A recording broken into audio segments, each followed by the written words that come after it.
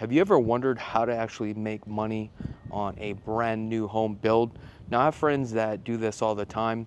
On today's video, I'm going to show you exactly how to buy a brand new home, some of the upgrades that you should be doing, and some aftermarkets that you should do on your own. Now, believe it or not, the margins on a new home build is about 30%. But if I can show you exactly how to spec out this home where you can save a lot of money, and by the time the track is done and you put it back on the market, you're gonna make a pretty profit. So let's get right into the video. Now, if you guys don't know who I am, my name is Chakits, Krulsawat. I'm a licensed real estate agent out here in Las Vegas, Nevada. I've been doing this now for about 16 years. I've also flipped multi-million-dollar homes too as well. So I'm gonna show you exactly what to do on this spec. So first and foremost, I just wanna let you know I'm out here in the city of Las Vegas, beautiful master plan community of Summerlin. And the name of this neighborhood is Carlisle Peak. These are 2-story homes. Now this home right here is 4,065 square feet, but you have an option to do 4,283 square feet with an option 4 to 5 bedrooms, 4.5 bath, and a 4-car garage. Now the base price on here is $1,625,000. Now we're gonna get right into it. So the first thing that you really need to identify is location, location, location, right? Number 2 is, if you are building in a brand new track, how far is the track actually completed? Now, if they're about 75% completed, I probably wouldn't do a deal like this. I would actually find a track where they just started opening, so that way you could be the first to get in. The second thing is, walk around the models, take a look at the models, and see the type of designs that they actually have. Because like I told you, the margins are 30%, so the goal is for you to save that 30% and put more money in your pocket. So number 1, I definitely would do the 4-car garage here. 2, especially at a price point like this and the current lifestyle of people that have this kind of money, they have multiple cars. They probably have show car, weekend cars and stuff like that. So if you can do it with a 4-car, then that's definitely a structural upgrade that I would do here. Also, the elevation, the more stone that you have, a lot of people are moving towards that modern. I definitely would do that as well. The color scheme will also be important. So here, the courtyard, this is actually upgraded by the builder. Now, you wouldn't get this with this build, okay? This is something that I definitely would do aftermarket, because you're gonna save some money. The 24 volts for the camera, I would definitely do low voltage throughout, and that's something I would spec out and have done by the builder. Here, you have the option for the pivot door. This is a structural option. At this point, you're better off having the builder to do the structural options for that pivot door. Beautiful. Let me just kind of get you the layout here. Okay. Let me just put my glasses up and let's dive into this. Okay, so number 1, first thing I come in, we definitely will do the doors here, but now the question is, do we actually do the flooring? So when it comes to the flooring, the first thing I do is figure out the color scheme, the type of design. Am I gonna go for more of the modern type of look? But also that depends on the elevation and also depending on the current marketplace. So let's just say for the modern look, the floorings, I definitely would price out the floorings definitely through the builder. Now, if they don't have the color that I want, then I would do the aftermarket. But if I'm gonna do the aftermarket with the flooring, you definitely do the standard baseboards. Now with the walls here, this is Santa Fe. Santa Fe is completely fine, but to save some money, I definitely would just do the standard Santa Fe and the straight edge cornering, definitely through the builder. Here's more of your next gen suite here, which is really nice.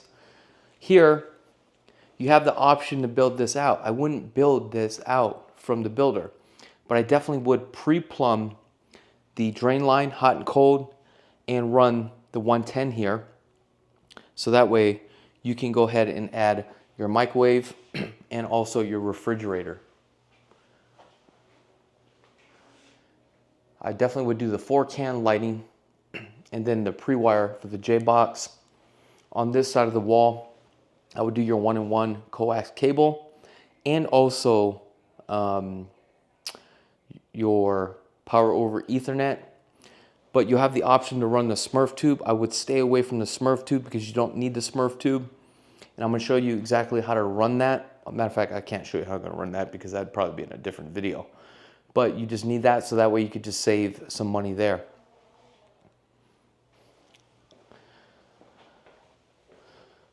So remember, we're not going to upgrade the baseboards. At this point, flooring just depends if they have the type of flooring that you like. But also, let's just say with the LVP flooring, they're all different types of materials with the LVP flooring, right? Luxury plank vinyls, right?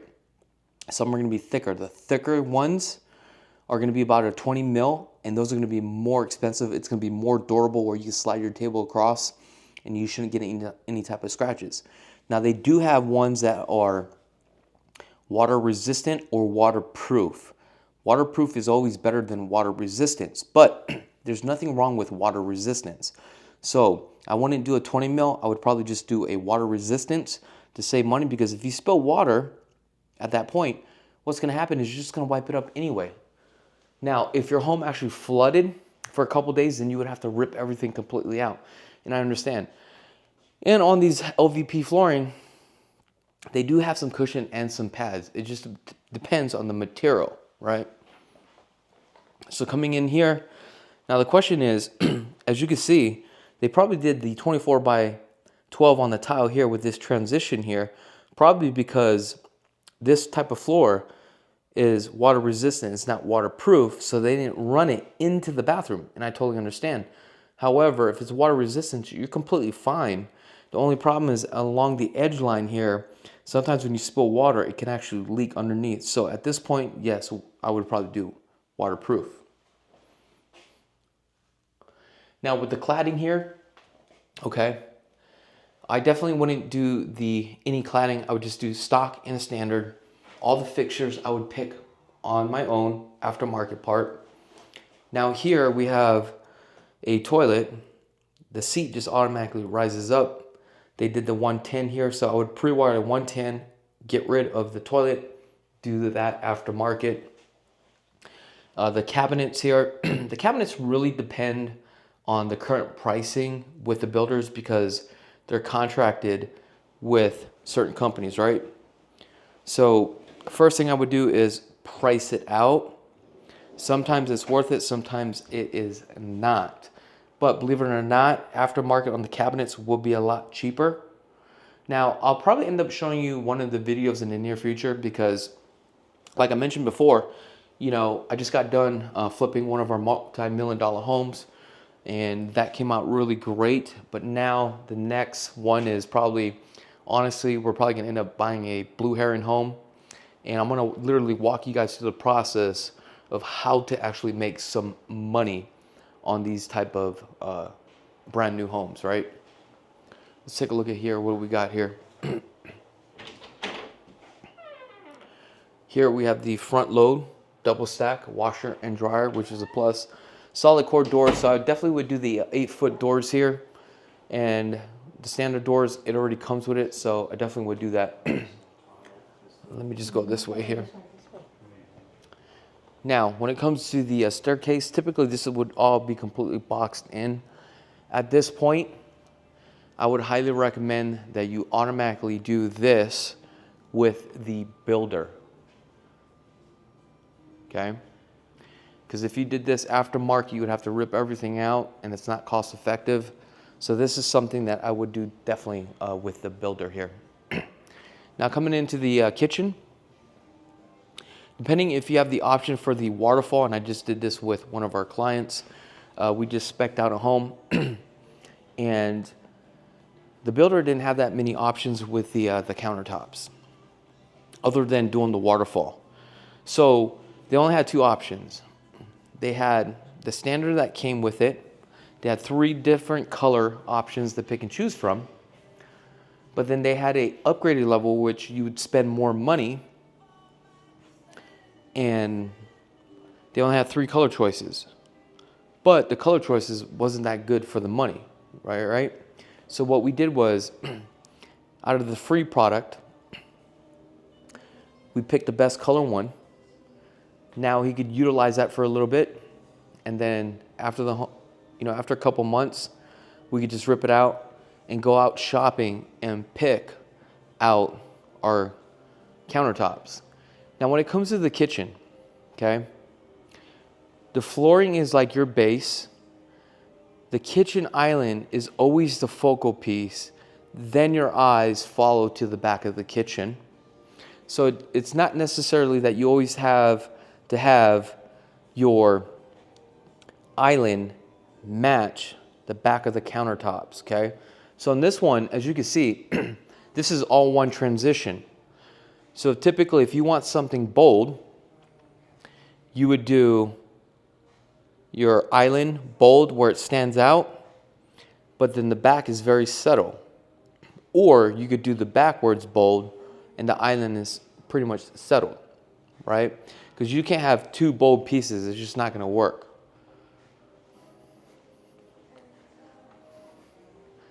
So like the cabinets here, I would probably just end up just doing the cabinets with the builder.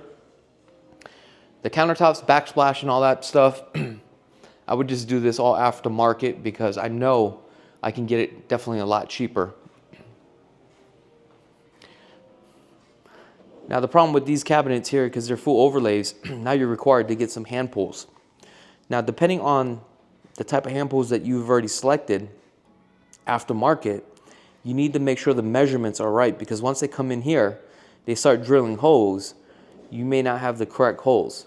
Now if you can convince the builder to go ahead and leave the hand pulls off, normally they're going to add it, right? That'd be great. Here, this is a 36-inch. Typically for something like this, I would say if you're going to go with a modern style, I would just do the electric cook countertops here. These type of cook countertops, I feel like they're just a little bit outdated. And this is a 36. I would go to like a 48-inch at this point.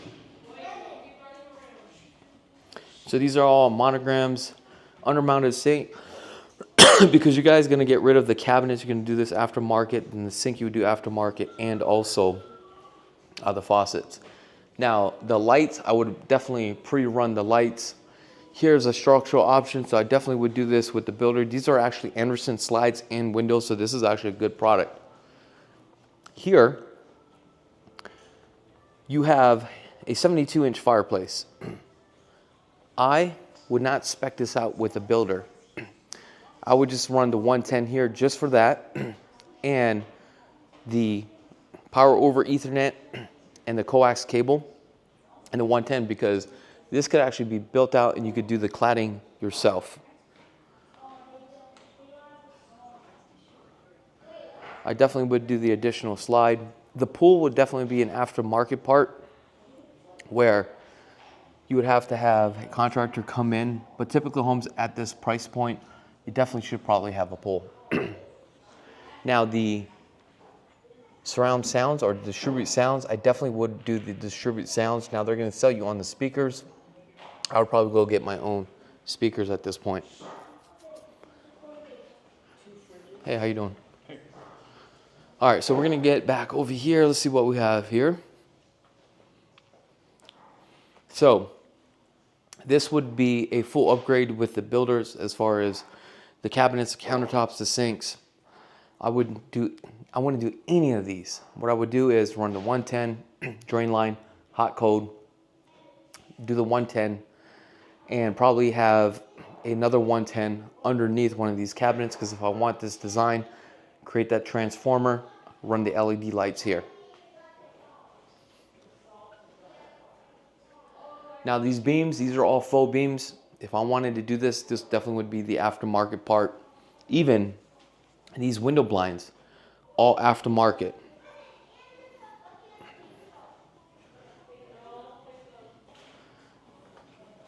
Now with the refrigerator, this is a 48-inch refrigerator. I definitely would go with the refrigerator countertops. I would just have all this already built out, ready to go. Here, same thing with the cafe refrigerator.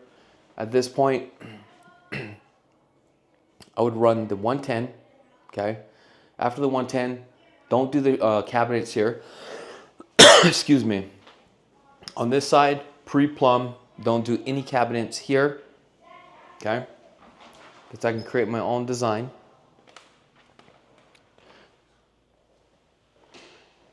Now this is a 3-car tandem garage. Definitely do the soft water loop and do the 220 here.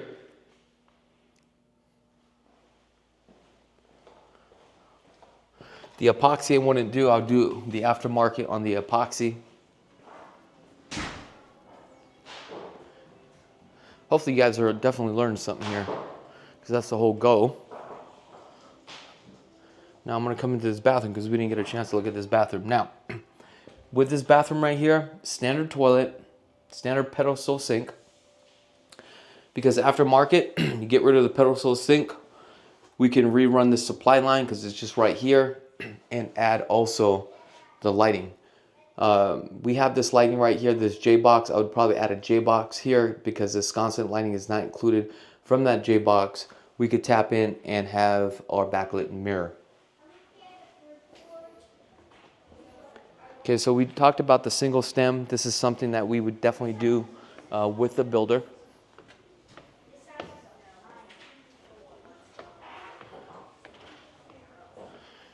The railing, I definitely would just do this with the builder completely.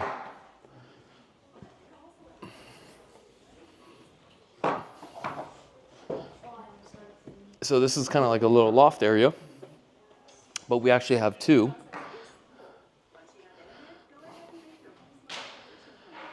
Now, if you notice, this is all glass. If we have the option to do it here with the builder, I definitely would do it. If not, I would find out who the manufacturer is for this and do the same thing on this side here. So this just opens up completely. Now I understand why they did this pony wall is because they have some chairs here, and that way you don't see it. And that's understandable. Here again, definitely do the pre-wire.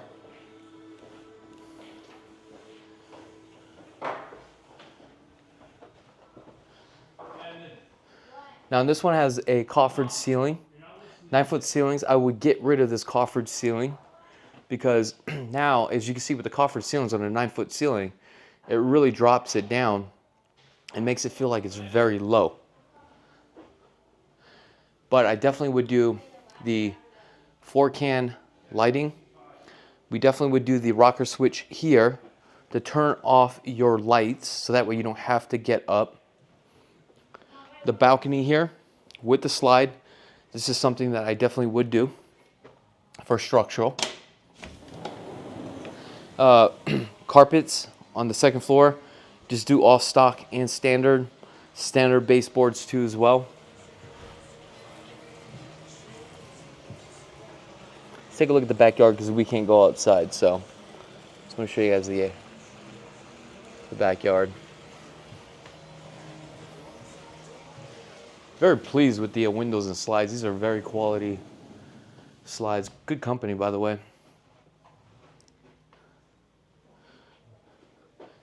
Now, the bathroom, here the flooring, I definitely would just do stock and standard and rip all this out. Here, if I'm gonna go for this look, run the outlet for the sconset lighting on both sides and then the transformer for the LED lights here. Then the same look here, run my own J-boxes up here so that way I can pick my own sconset lighting. Now one of the options here, you can add the standing free tub. Definitely add the tub because it's already pre-plumbed and ready to go. And with this tub, you can buy another tub or just use this tub. As far as this gooseneck, give me the cheapest one because I'm gonna go pick my own. Now keep in mind, you already gotta understand the kind of theme that you're gonna go with. Let's just say, now with the shower, okay, we have all Delta, these are all brushed nickels, right? But the standard, if you went with this floor plan, this design for the structural, here, this is all brush nickel. But you know that later on you're gonna come in aftermarket parts with black, you're gonna have to change all this out. So you might as well have this black at this point with all your Schluters.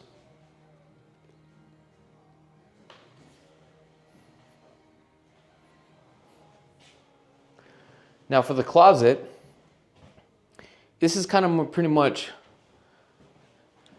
not your top of the line custom closet. So I would just have all this plain, do this myself, but also add one outlet here for the entry and another outlet here. So that way we have our low voltage as well. Then what I would probably do is get rid of 3 of these lights and just do one light, but then have a long LED light here. So that way it's nice and bright. But then we have a 2 rocker switch here. One for our LED lights and then one for our backlit lights. So that way you could showcase your clothes and all that stuff. And the reason why we have another outlet here, so that way now we have a plug for your vacuum or whatever you need to charge.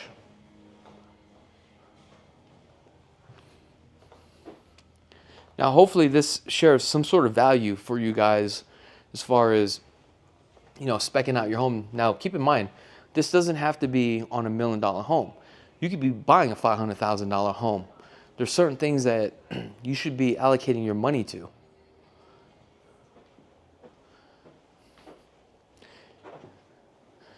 Now if the front patio here is an option, then I would actually add it. Now sometimes you may have a patio in the back of your primary is this large, but you have no view, but you're facing somebody else's house, their backyard, then sometimes they may not be worth it. So that's something you have to really take a look at. Here, if you're gonna go with this type of design, you don't need none of this. This is all aftermarket. I definitely would do. So this is a closet. Coming into the laundry room, I would definitely do all stock and standard here. Definitely pre-plumbed for the sink, and come back in with the cabinets myself, and washer and dryer. It has a drain pan, so that's good. Now the battery's about to die, so if it cuts out, I do apologize. Now if you guys want more information about this property, okay, all you got to do is just text me, hey, send me over the floor plans and all the options.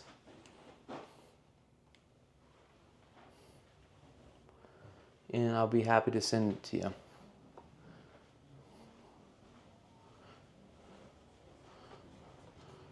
So if this camera dies, I do apologize. That would be the end of this video. So we're just going to keep going until it just dies out. I don't like this tile. Now this is something that you guys could do aftermarket, and also the fixtures too as well, and also the toilet and the flooring in the bathrooms. Definitely pre-wire here.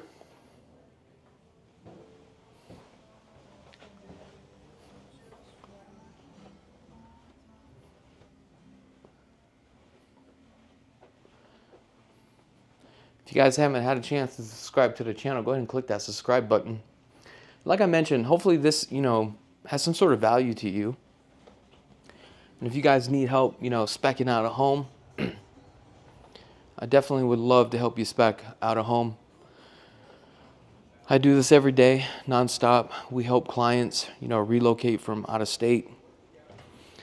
But most importantly, this is the part that I really like the best, is helping clients allocate the money on certain things to create add value and how to save money.